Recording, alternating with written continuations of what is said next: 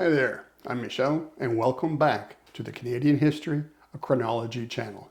I just want to say up front now, because I forgot to say it in the first two videos, that I am not a historian, nor am I an expert on First Nations or Inuit peoples, or even Canadian history for that matter.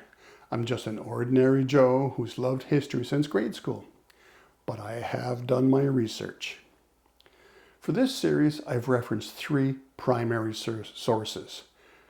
First, I referenced two books. The first being Canadian History for Dummies by Will Ferguson, and the second, A Concise History of Canada, 2nd edition by Margaret Conrad. The second main reference source is the internet, of course. I referenced Wikipedia on topics like New France and the history of Quebec, and the Dictionary of Canadian Biography for references on specific individuals. And lastly, number 3, where it fits in, I reference my very extensive family ancestry tree, as my own ancestors were very early settlers and pioneers in New France. And just so you know, we didn't have any photographers or painters on site between 15,000 and 500 years ago. So the images I present of people here and in later videos are relatively modern, say from the 1600s or later. Anyways, moving on, today's episode, number 3, is about the group of First Nations people generally referred to as the peoples of the North Woods. The peoples of the North Woods occupy the forests of the Canadian Shield and live a nomadic life based around small, closely related bands. This decentralization was key to their survival.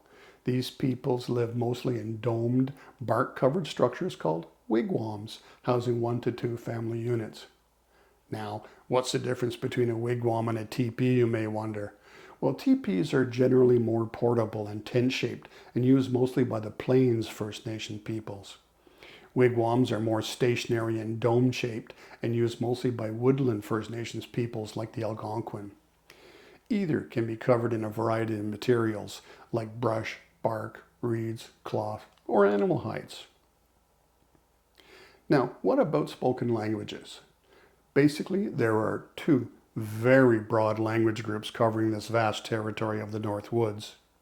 In the Northwest, the Athapascan or Dene include Cutchin, Dogrib, Beaver, Chippewayan, to name a few.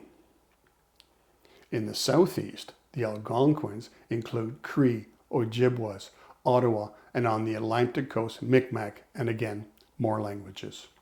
The Algonquin language group was mainly in the northern woodlands, but it did reach the Atlantic where the Mi'kmaq were dominant. The Mi'kmaq lived in semi-nomadic communities along the coast of the Atlantic from Gaspé to Nova Scotia and later to Newfoundland. These peoples were likely the first to encounter the Europeans later on, and unfortunately, they'd be the first to have the European experience. They would later ally themselves with the French against the British, who would then try to exterminate them. Further west, in the general area of present-day Ontario, are more peoples of the North Woods. In particular, the Ojibwa were famous for their watercraft, the birch bark canoe. This amazing craft made extensive trade possible, and the birch bark canoe is credited with opening up the interior of Canada because most exploration then followed the rivers. Further south, in the general area of present-day Ontario and Quebec, were the Iroquois, and a little north of the Iroquois, the Algonquin, and nearer the Hudson's Bay area were the Cree. The Ojibwa occupied a more central location in present-day Ontario and were basically the middlemen of the fur trade.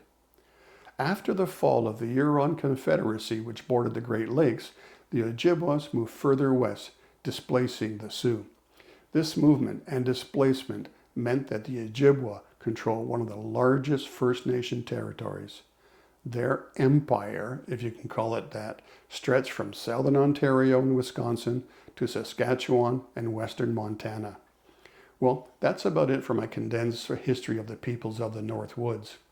And remember, at any time, feel free to leave comments or questions below, and I'll do my best to respond to them all. And please, be a true Canadian and be polite.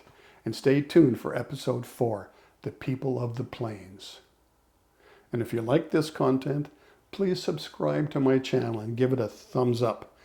And hit the bell if you'd like to be notified of any new comment. Thanks everyone, and have a great day.